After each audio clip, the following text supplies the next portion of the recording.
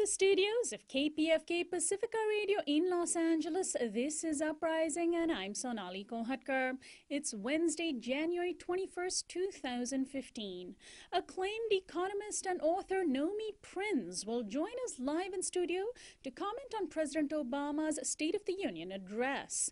And we'll turn to Peter Bratsis to examine Greece, where the left Syriza party is poised to take power, upsetting the European order. Plus, Tom Finn, writer from Middle East Eye, joins us to dissect events in Yemen as a major rebellion threatens to dissolve the government. That's coming up after the news. Joining us now to analyze today's headlines is Courtney Morris. She's an assistant professor of African American and Women's Studies at Penn State University. Hi, Courtney. A 23-year-old Palestinian man from the West Bank has been accused of stabbing 13 Israelis on a bus in Tel Aviv, Israel. And while several people were badly injured, no one was killed. Police ran Mr. Hamza Mohammed Hassan Matrouk down, shot at him in the leg, and then arrested him.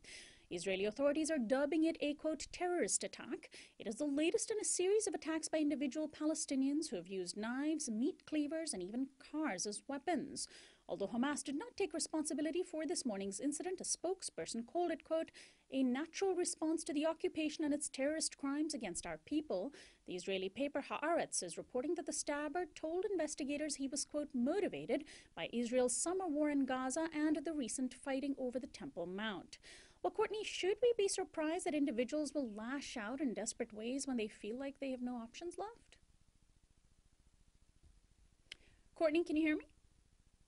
And we will call Courtney right back. We do apologize for the technical problems. That's what happens when we have a live show. Courtney Morris is our daily newsflash guest expert. Again, we're talking about the latest incident inside Israel, and in this particular case, a lone 23-year-old Palestinian man who stabbed at a number of Israelis, and just the latest in a series of similar incidents. Courtney, are you with us? And we'll just, I am. Yes, okay, great. So can you tell us how you view this latest incident in Tel Aviv? Well, I think that these attacks are not surprising, given what happened last summer with Operation Protective Edge. I mean, as you mentioned, as you know, more than 2,000 Palestinians, many of them civilians, died in that offensive. And I think that there's definitely a level of desperation that is driving these attacks. People are angry about those 2,000 deaths. They're angry about the continued expansion of Israeli settlements in East Jerusalem and the West Bank, and they're angry about the failure to move forward with the peace process. And they're also angry about the Israeli state's crackdown on Palestinians inside and outside of its borders while doing nothing to protect Palestinians living in Israel from mob justice. And I'm thinking here of the death of Mohammed Abu Qadir last July, the Palestinian teenager who was kidnapped in Jerusalem and burned alive. So the situation is desperate, and I think until Israel is willing to initiate a real peace process that will bring all of the actors to the table, there's no indication that the situation will de-escalate, and I think we can expect to see more of the same in the future, unfortunately. And then the diary of a Guantanamo inmate named Mohamedou Ould Slahi has just been published. Mr. Slahi, a Mauritian national, is now one of 122 people remaining in the U.S.-run prison in Cuba. His diary was written in 2005 and was edited by Larry Seams. It has taken 6 years to clear it for publication, and still the book is apparently heavily redacted. It contains accounts of sexual abuse, torture, and even simulated execution as part of a very specific plan of interrogation designed especially for Slahi and signed off by then Attorney General Donald Rumsfeld. Mr. Slahi was arrested in 2001 but had not been involved with Al-Qaeda since 1992. The descriptions of his torture are consistent with a recently released Senate Intelligence Committee report on CIA practices in the post-9/11 years. In his State of the Union speech last night, President Obama, who has attempted to shut down Guantanamo, said, quote, it makes no sense to spend $3 million per prisoner to keep open a prison that the world condemns and terrorists use to recruit. Well, Courtney, how important is it for us to hear directly from a person who our government has tortured? Well, I think these firsthand accounts from the people who've experienced this profound violation of their human rights by the U.S. government really puts a human face on the issue of torture. And we see that these are people who've been separated from their families, that they've been separated from their communities, often for no reason whatsoever. And the experts from the book really show the horrifying extent of the abuse that Mr. Slahi suffered in Guantanamo. And it confirms, I think, much of what we know about Guantanamo and about these torture taxes, which is that they don't yield more or better intelligence. They don't actually make us safer. And it actually may harden people against the United States who've been subjected to this abuse without any probable cause. And ultimately, I think it really forces us to critically evaluate the role of our leadership and the actions of people like Donald Rumsfeld, who has remained unrepentant about his torture, about his authorization of torture at Guantanamo. And finally, here in the United States, residents of Montana are on high alert after a major oil pipeline spill in the Yellowstone River earlier this week. People living in the eastern Montana town of Glendive have been warned of dangerous levels of the carcinogen benzene in drinking water supplies downstream from the spill and are stocking up on bottled water. About 6,000 residents are affected. Immediately after the spill, state officials and the U.S. EPA assured residents that water supplies were safe, and it was only after people complained about their water smelling like gas that tests showed it was unfit for consumption. The cause of the spill from the pipeline carrying crude oil from Canada is as yet unknown. Courtney, does this incident offer up exactly the kind of worst-case scenario that opponents of the Keystone XL pipeline are warning against? Absolutely. I mean, Republicans just keep trying to revive the corpse of the Keystone Pipeline and sell it to the public as something that's going to be good for the economy. But nobody's buying that. The evidence just keeps building up that these oil pipelines in general are a bad idea. They're dirty, they're costly, they're difficult to maintain, and the environmental costs of a spill are incalculable. And so I think that the American people are being asked to sacrifice their bodily health and the environmental health of their communities for the benefit of corporations with zero accountability. And I think the evidence is so clear as to be overwhelming in this case. And it's encouraging to see that, as President Obama made it clear in his State of the Union address last night, that if a bill for Keystone comes to his desk, he will veto it. And I think that this is one case where he should absolutely do that. Courtney, thanks as always for joining us. You're welcome. Take care, Sonali. Courtney Morris is an assistant professor of African American and Women's Studies at Penn State University. We'll be right back.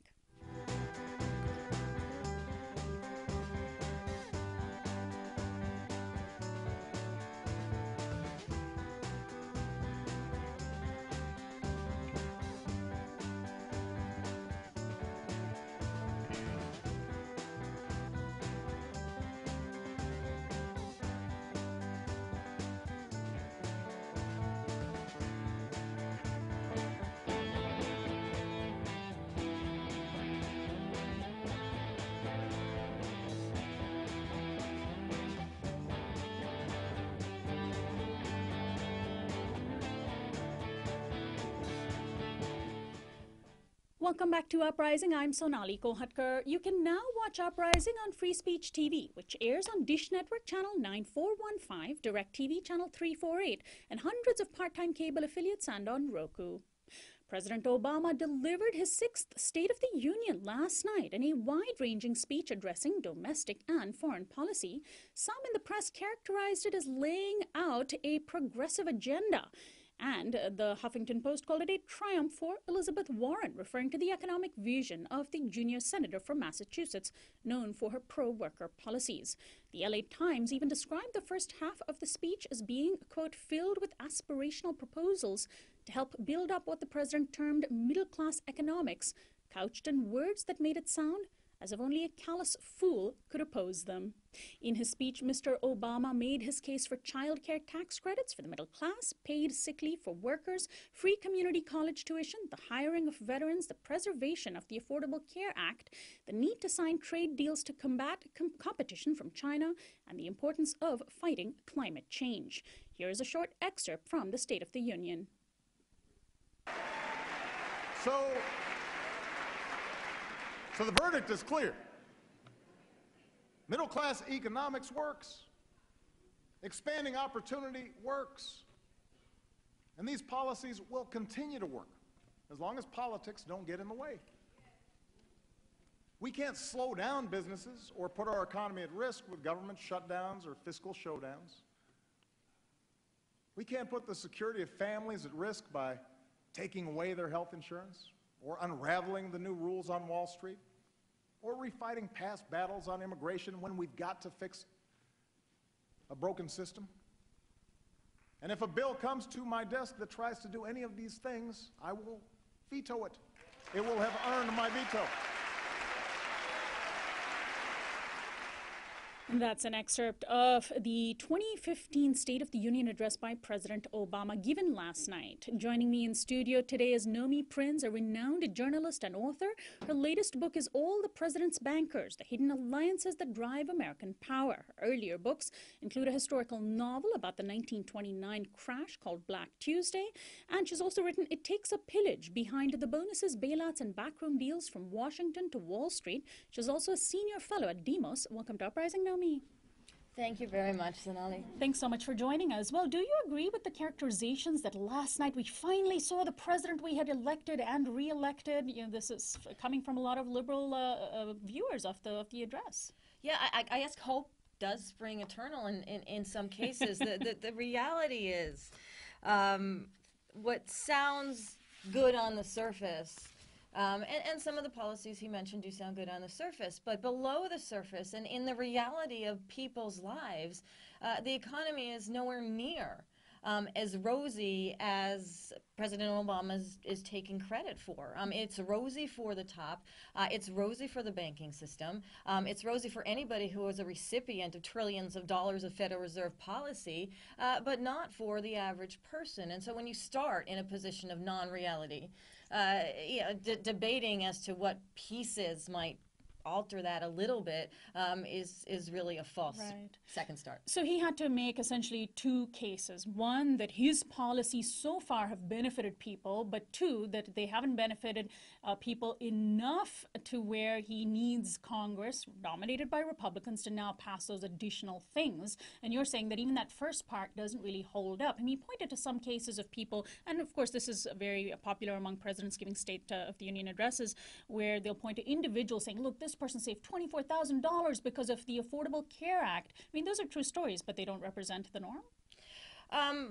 They don't represent the policies that are actually in place, not just with the Affordable Care Act, which has also consolidated the concentration of the health insurance companies to such an extent that even though there are individuals and extra individuals who can get health insurance and therefore some health care they couldn't before, the reality is the cost of health care has not declined. In fact, it's increased. And now that these insurance companies have these extra customers, they can continue to manipulate prices up and coverage down. And there's no policy that covers these individuals for that. And that's something that's going to continue to unravel. But going back to the general economy, the premise of this victory lap that's being touted in the press for those who are supporting the speech, this economy remains fragile.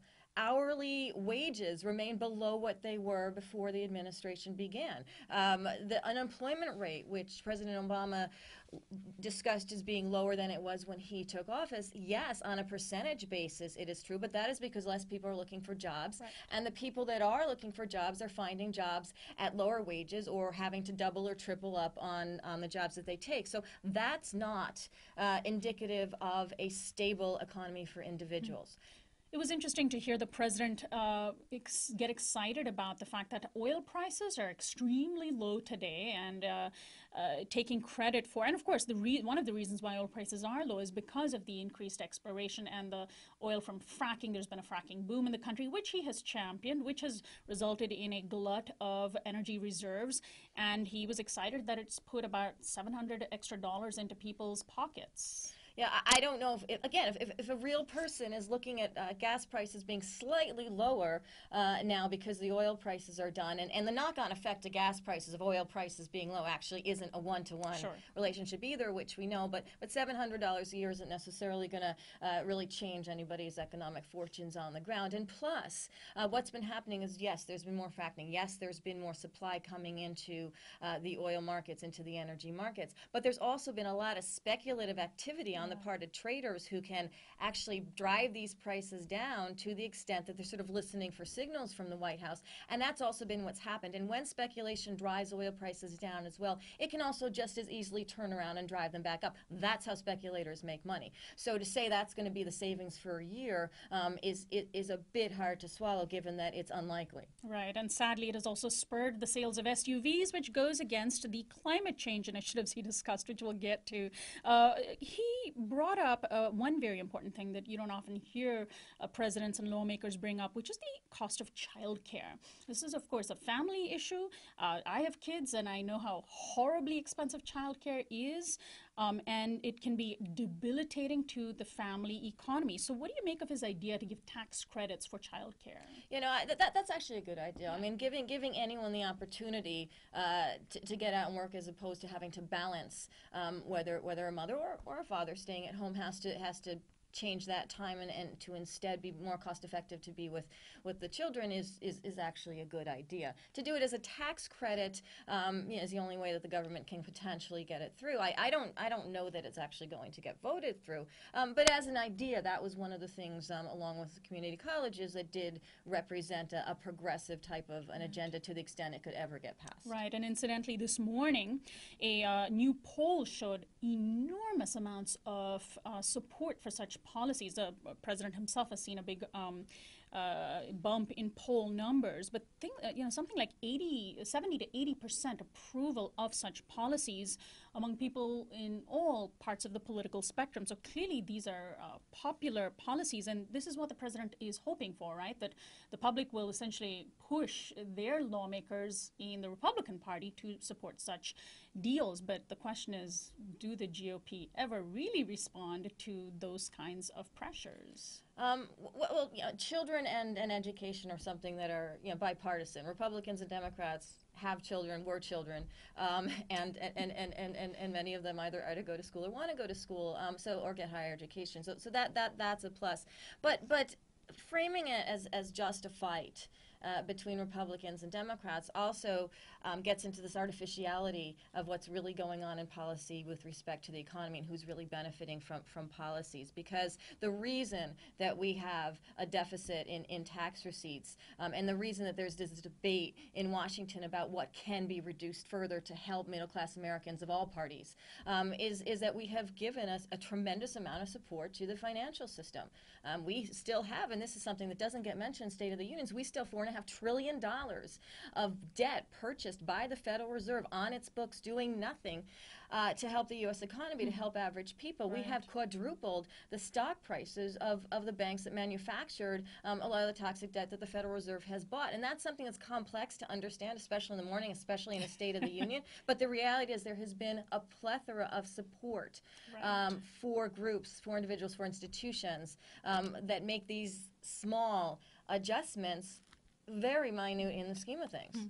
So, Nomi Prins, the paid sick leave proposal is a big one that that President Obama also brought up, which is that we were the only country in the industrialized world that doesn't provide paid sick leave for its workers. And so I'm wondering what you make of that, and also what the chances of that passing are.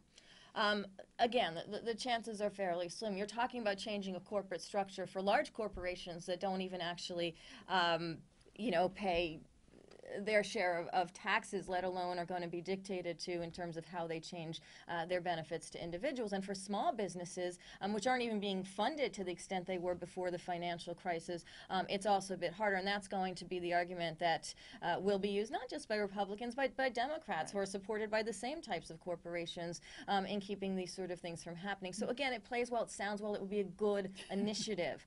But the reality is Democrats and Republicans have a different kind of responsibility to companies, and so I think that's one that unfortunately will get left off the table. Now, over the long weekend, President Obama dropped a sort of bombshell on Republicans, at least that's what some of the media were characterizing, by unveiling a major tax plan.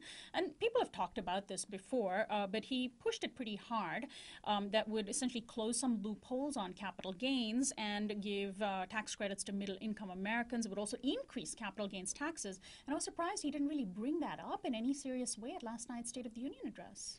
Yeah, I wasn't surprised, only because those types of initiatives that really go after the big business community and the wealthy community and the top % of people that have made so much more in the wake of the financial crisis and into the financial crisis, which is why our inequality is so much higher now, they aren't interested in hearing that. That said, there have been State of the Unions in which there have been a discussion of closing these tax loopholes.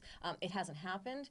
the idea of a capital gains tax being changed in any way will definitely not happen. And I don't even think it's going to be fought for very aggressively in Congress because, again, most of Congress benefits from the current capital gains tax status. Right. And so, in fact, this is something that affects the top tier of Americans, the 1%, if you will, and taxing them would, if that went into giving tax credits to middle-income Americans, actually impact a lot more ordinary Americans. So just on that one issue, the fact that that wasn't a major point in his plan really gives light to the idea that last night he unveiled some broad, progressive, aggressively progressive agenda. Right. Again, the fact is characterized as aggressively presented. There are a few things in there that are progressive, you know, like the community college, like the child care, even reduction of change in the capital gains tax situation, which won't happen. But in general, and stepping back, if we look at the fact that the economy has changed in a way that has substantially benefited, not just those at the top, but the companies that run it, the financial companies that get the free money, the subsidies from the federal government, from the Federal Reserve, and so forth. It's not surprising that there's not a major attack on those types of beneficiaries. It would be progressive to do that. It would be progressive to follow through on that. But that's not really what we're happening. And maybe that's why Obama actually does understand what's happened in the economy and just obviously wasn't going to explain it to the American people. And therefore, there was an artificiality about the entire speech. He did throw a bone to the idea of women's pay equity. This is something that he began his presidential tenure on, signing the Lilly Ledbetter Pay Equality Act, and in making that sort of policy stronger, Republicans have certainly stood in his way. Is that something that can be achievable before the end of his tenure to actually enforce equality in pay, women's pay? Here's the thing: if he can enforce equality in women's pay in Congress, that would be an indication that it might be possible to have that discussion going forward. And definitely we should have equal pay for equal work for women and men. At the moment, the differentiation in Congress is such that that isn't the case. So I think that is a very good place to start for both parties. And it should be mentioned that Congress is today actually more diverse in terms of women's representation than it has been in the past. Still horribly dismal. Speaking of women in Congress, Joni Ernst, the Republican freshman senator from Iowa, was picked to deliver the GOP's sort of rebuttal, their alternative State of the Union address. First, what do you make of the choice of Ernst? And second, anything substantial in her speech? The choice was very politically savvy, actually, on the part of the Republican Party. You bring up a woman because in the past they've had slights for not having enough women representation. You bring up Iowa. You bring up someone who's like first into the Senate, which is young. Sort of young, which sort of echoes Obama's trajectory. And she's very unoffensive. I mean, she was very sort of vanilla in her presentation. And a former veteran.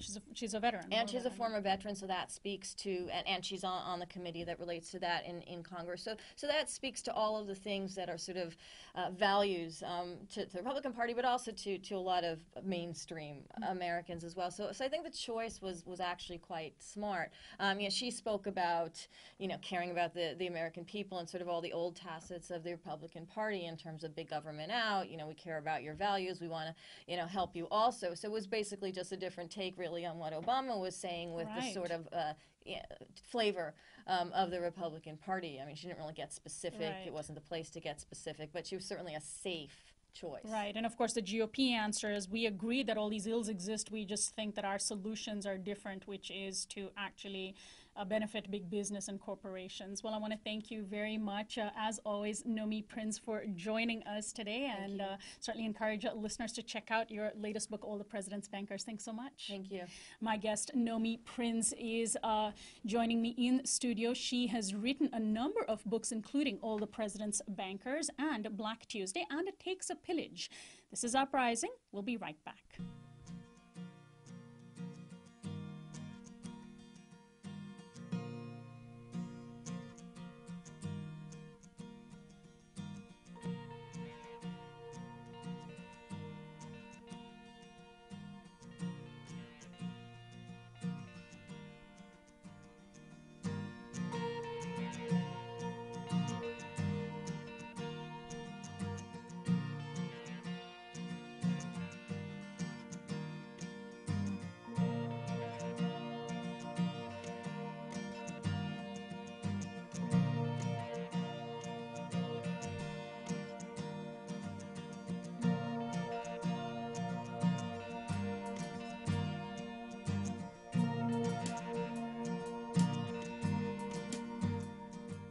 This is Uprising. I'm Sonali Kohatkar. You can now watch Uprising online at our YouTube channel, youtube.com/Uprising with Sonali. Please do subscribe.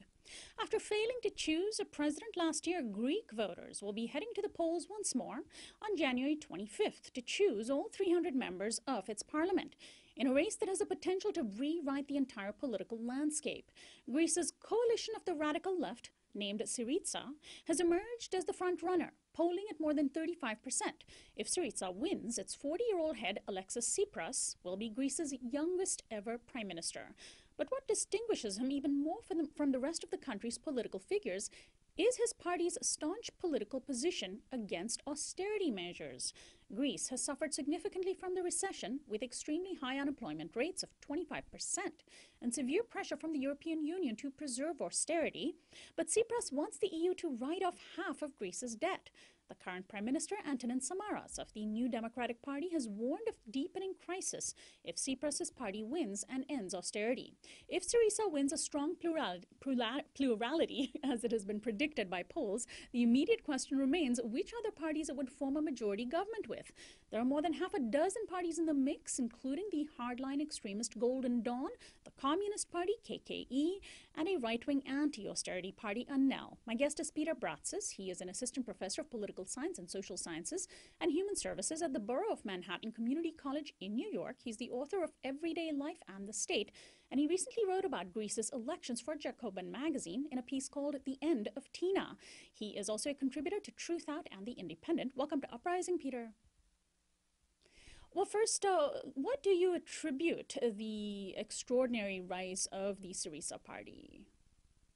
And we're going to get Peter back on the line with us. We really appreciate you bearing with us. We've had some technical problems these last few days, as you might have noticed, and we're working very, very hard to fix them. Are you back with us, Peter?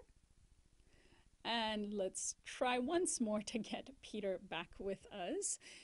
Peter Bratsis, again, who has written a piece in Jacobin magazine called The End of Tina. Tina, of course, standing for "There is no alternative," the famous phrase from Margaret Thatcher in her defense of neoliberal capitalism. Peter? Yes, I'm here. Great. So what do you attribute the rise, the extraordinary rise of the Syriza party? It was not too long ago that it was an emerging small party sort of riding on this wave of Greek discontent against austerity. Now it's a strongly leftist party that's the front runner. That's right. Well, the Syriza has been around for a few years, but it had precursors before that have existed since 1968, when there was a split in the Communist Party. They never were very successful in elections. They were usually in parliament, but never beyond 5 or 6%. So clearly, this is an anti-austerity vote. It is a vote of discontent with the existing situation in Greece and with the governing parties within Greece. So are you saying it's more about what the Greek public wants rather than what Syriza is representing or presenting?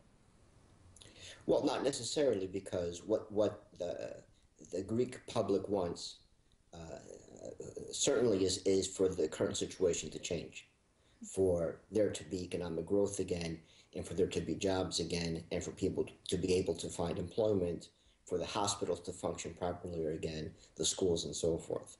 Syriza has put forth a plan towards those ends. But there are other proposals. Within Europe, really, there are two reactions to austerity. One is a nationalist far-right reaction. And so far, the only reaction from the democratic left, a non-far-right reaction, has been Syriza in Greece, and of course more recently Podemos in Spain. So it is a not only an anti-austerity reaction, but one that points to democratic possibilities to addressing these issues rather than going to the far right. So let's talk about how serious Greece's financial situation is for those in our audience that have not been following it for the past few years. To hear that there's an unemployment rate of 25% and among young people even higher is pretty shocking.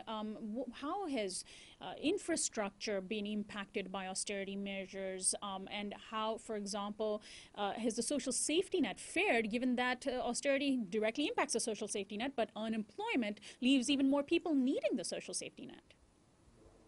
Well, there's not much of a social safety net at this point, at least not a political one or a public one. There are families, of course, and the social networks and family ties in Greece keep the crisis from being more severe than it already is. But to put things in perspective, the drop in GDP, levels of unemployment are higher than they were during the height of the Great Depression in the United States. So it is the highest, I believe, drop in GDP, in a non-war situation in history. And so let's talk about what Syriza party offers. So as I understand it, essentially Alexis Tsipras, who could be the next Greek prime minister, wants the EU to simply write off half of Greece's debt. Is it that simple? And if so, how would that lift Greece out of where it's now? At least half the debt, perhaps more. Maybe as much as 2/3 to be in line with European protocols on how much debt each country should have at maximum. What that would do is, rather than having to pay billions a year, many billions a year, over 10% of the budget in most cases, the projection is by 2020, Greece would have to pay back 90 billion euros. Rather than spend that money for paying back loans and servicing the interest on loans, that could be used to rejuvenate the economy, to provide health care for people, to create jobs, and to cut some of the oppressive taxes that have been passed in the last couple of years.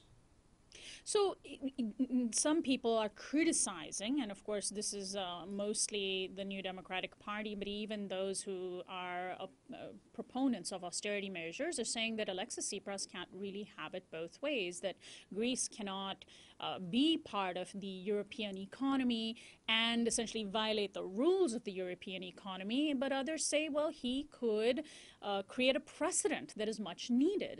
What do you think of that? Well, it's neither a precedent nor is it a violation of the rules of the European economy. Germany's debt in 1953 was forgiven in large part along similar lines, that they were unable to pay, and it would be tied to rates of growth rather than them having to pay back Greece and other countries for the full amount. And the idea, indeed itself, of the European Union begins out of a principle of trying to mediate political conflicts through economic interdependencies. The whole idea of the European Union was that you could create a more unified Europe, politically much less antagonistic and less prone to war, if there were economic interdependencies and one country helped the other, or at least we're not enemies economically. Whereas in recent years that has flipped, it has changed its direction, and now the perspective is each country is out to maximize economic gains for itself, even if that is at the expense of its political partners. And we should say that as we speak, the World Economic Forum is happening in Davos, Switzerland, and I'm wondering if many eyes are on Greece's elections. There's been talk over the years of the possibility of Greece leaving the European Union over this, either from Greece itself, and now there's been some hinting from the EU heads that that would be fine with them. But I understand that the majority of Greeks want to stay in the EU and want half the debt written off, want no more austerity. Is that correct? That's right. That's right. And so what does that mean? I mean, this is something that the Syriza party is also a proponent of, staying within the EU and eliminating austerity. Well, I don't think there's another option, because it's impossible for Greece, and not only Greece, to pay back the full amount that it owes. That's an impossibility. It's not going to happen. And the question is, what form will the default, in that sense, or haircut take? Will it be regulated and happen over many years? Will it be sudden and cause a panic in global financial markets? I mean, these are still questions up in the air. It is a bluff on the part of the Germans and others that Greece is expendable, for the simple reason that Greek sovereign debt, which is north of 300 billion euros, is a significant amount. But Italian sovereign debt and Spanish sovereign debt is in excess of 3.5 trillion euros. Wow. And a Greek default throwing Greece out of the Eurozone would likely cause such a panic and such a run on Italian and Spanish sovereign debt that it would be impossible for Angela Merkel or anyone else to cover those amounts. Well, so it would in effect be the end of the Eurozone as such. Right. Well, what is Antonin Samaras' plan? What does the New Democratic Party want to do? I mean, they want to continue with austerity policies, which have decimated the Greek society and system. And as you've said, it's impossible to pay back the debt. So their option, their policy is there is no alternative, that we should just keep doing, that the Greeks should just keep having to deal with what they've been dealing with for the past several years? That's right. I mean, they hold to the neoliberal principle that as wages drop and as costs drop in Greece, at some point investors will come. There will be growth, somehow, in some way within Greece.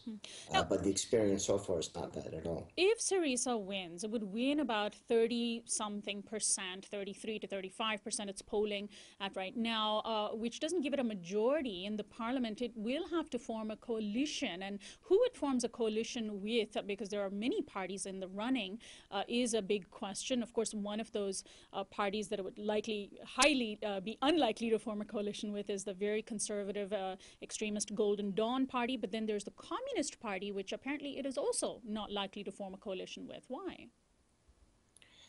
For one reason, the Communist Party itself is not willing to form a coalition or to collaborate with Syriza. But it's not true that Syriza would need a coalition government. First of all, they may get a majority in the parliament. Whichever party gets the most votes gets a 50-seat bonus. So Syriza is now on the edge. It has 140-something to 151 or 2 seats, depending, one, on how much of the vote it does get, and two, how many parties are left out of the parliament. I see. Because so if it reaches a certain, those votes also. I see. So if it reaches a certain threshold, it then gets bumped up by those extra bonus 50 seats. Whichever the top party is gets the extra 50 seats. And if it's reasonably close, if it has 147 seats, for example, in all probability, members of parliament who were elected from other parties would likely cross the line and vote with Syriza. So there would not need to be a coalition. So what would this sort of scenario represent, not just for Greece, but for Europe at large? You mentioned Podemos in Spain. Could Alexis Tsipras and the Syriza party lead a new wave of anti-austerity, anti-neoliberal policies across Europe? Well, that's the hope. On one side and the fear on the other side, that a victory in Greece, and some people have compared it to the Greek victory in the Second World War, where Greece was the first country in Greece to successfully repel an invasion of the Axis powers when the Italians invaded Greece, that the Greece would lead the way to show that there were other possibilities, that following the austerity dictates of the European Central Bank was not inevitable. There were other possibilities, and that would give hope and an example to the others. Well, Peter Bratsis, I want to thank you so much for joining us. We'll certainly be paying attention to what plays out in Greece over the next few days. The elections are on January 25th. Thank you so much. Thank you very much. My guest is Peter Bratsis. He has written a piece in Jacobin magazine called The End of Tina about the Greek elections. Tina, of course, standing for the Margaret Thatcher phrase, there is no alternative. He is also an assistant professor of political science, social studies, and human services at the Borough of Manhattan Community College in New York. This is Uprising. We'll go from Greece after this short break to Yemen. Stay tuned.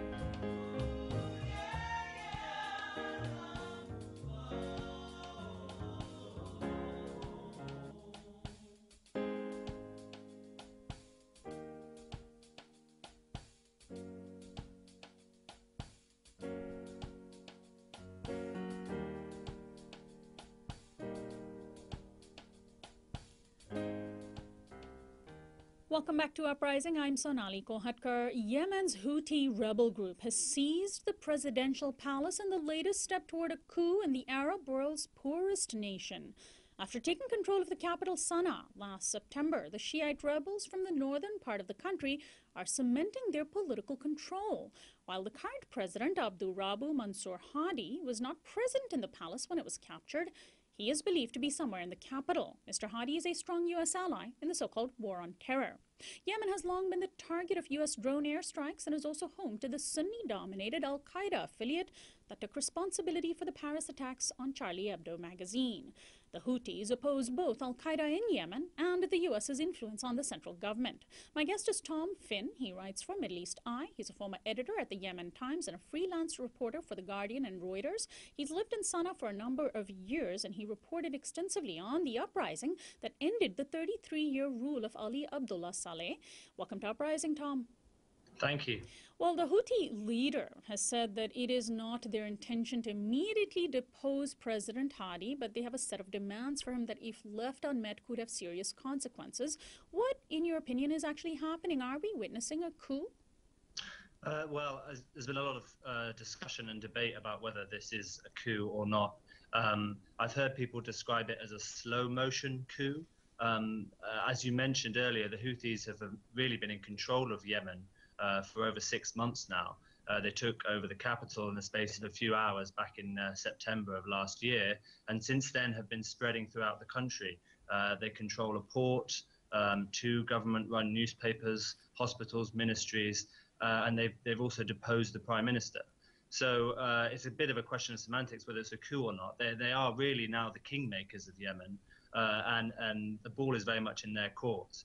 It does look as though they're not about to overthrow the president, but they're in control of his palace, and they also still have in their control the chief of staff, who they kidnapped on Saturday.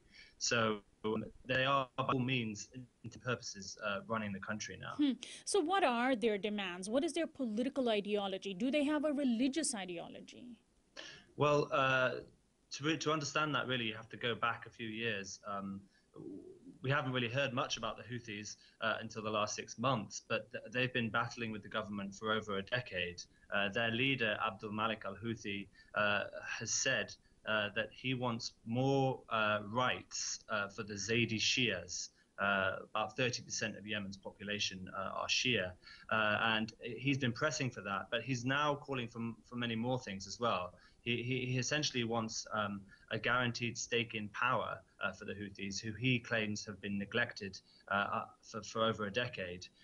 He's also said that he wants an end to corruption, and that he wants to see the government run by people who actually care about Yemeni people. So he's very much been framing the fight in national terms, using the kind of language that we saw being used in the Arab Spring protest of 2012. Other people, though, say this is a sectarian conflict and that this is about Shia versus Sunni. I don't think it's got to that stage yet, but that narrative is becoming increasingly common in Yemen. Now, in October of last year, Al Jazeera spoke with one spokesperson from the Houthi political party, Mohammed al-Bukaiti, who said that when they were taking over the capital, said this is not a takeover of the capital. In fact, it is a huge burden for us to be responsible for law and order across the capital. We want to see the end of it when a new government is formulated. So they don't want to take over the government. He also said we are a national movement that strongly subscribes to the principles of Arab nationalism and pan-Islamism. What does that mean? How does that square with the pan-Islamist ideals of other groups in the Middle East today, those who want to see an Islamic caliphate, for example? You have, the Houthis are, of course, a Shia group. You see Islamic State in Syria and northern Iraq, a Sunni-led uprising, if you can call it that, there. So is this does this fit within this idea, the post-Arab Spring idea of pan-Islamism? I wouldn't say that they're to be compared with groups like the Islamic State. I mean, they are definitely an Islamist group, and their followers are certainly pious and talk about Islamic rule. I think a better comparison might be with the group Hezbollah in Lebanon, who they don't run the country, but they essentially provide security and are kingmakers. They can pretty much decide who becomes, the next ruler. So the Houthis certainly, as you've said, have these nationalist ideals and Islamic ideals. But really what's happening in Yemen is what we're seeing happening in countries across the Middle East. It's after the revolution or after the uprising. How do the different groups that took part in that protest, how do they learn to live together? And what we're witnessing at the moment in Yemen is a complete breakdown of that process, which has been going on for over a year now, called the National Dialogue, where all these different groups, the separatists in the south, the youth in the capital, and the Houthis in the north, they were trying to find a way to live together and build a constitution that would fit them all in. Instead, people are taking up arms and fighting for that now, and it's a classic situation of a power vacuum. You have one man, Ali Abdullah Saleh, who ruled the country for over 3 decades. Suddenly he's gone, and it's, well, who's going to fill that gap? Who's going to fill that void? So it's certainly a very critical juncture in Yemen's history. And the Houthis will continue to put themselves forward as nationalists, but they also, they have other agendas. People have accused them of being backed by Iran, being financed by Iran, and so there is also this regional conflict or tension that comes into play here. When you have a weak country, you have other powerful countries that start to fight each other inside that weak country. So it's a troubling development. What about the influence of Saudi Arabia, the wealthiest country in the Middle East, right next to the poorest country in the Middle East? Of course, Saudi Arabia, Sunni-dominated, much larger than Yemen, and lying right to the north of Yemen. They share a border. How concerned is Saudi Arabia about what they're seeing in Yemen, and is it also playing a role? Definitely. I mean, Yemen's fortunes, its fate over the years have been largely dictated by Saudi Arabia. I mean, if you look perhaps at the relationship between America and Mexico, that's the difference in wealth that you can compare to Yemen and Saudi Arabia. And Saudi Arabia are primarily concerned about security when they approach Yemen. Their big worry is that 1,000-kilometer border, porous border, if Yemen breaks down, that will become, breached, and that you might see al-Qaeda fighters from Yemen making it into Saudi Arabia. The Saudis, it seems, are very alarmed by what's happening in Yemen at the moment. They've pulled some financial support out of the country, but that's a very dangerous move because Yemen is on a lifeline, and Saudi essentially is propping it up and stopping the economy from collapsing altogether. So what the Saudis decide to do next could very much determine the future of Yemen. So I'm glad you brought up al-Qaeda too, because of course Yemen is one of the countries that the U.S. has sort of semi-regularly dropped drone bombs on as part of the war on terror. What position do the Houthis take on this? I mentioned that as far as we know that they're quite against the U.S. operations there, but does the U.S. influence over the current Yemeni government play a role? Is it one of the sort of important issues that are close to the heart of Houthis? Do they see it as an attack on Yemeni sovereignty? Definitely. It's a huge issue for the Houthis. I mean, if you look at their slogan, death to America, death to Israel, America and its role in Yemen has been at the heart of the Houthi agenda. And a lot of Yemenis, not just Houthis, are very angry and upset at the way America has behaved in Yemen over the last 10 years, essentially launching an undeclared war with drones and going after al-Qaeda militants in the countryside, but also killing civilians in the process. So again, it gets back to what the Houthis are doing, which is essentially providing a rallying call. There's a lot of disillusionment and disappointment in Yemen after the uprising. A lot of people who feel like things got worse rather than better.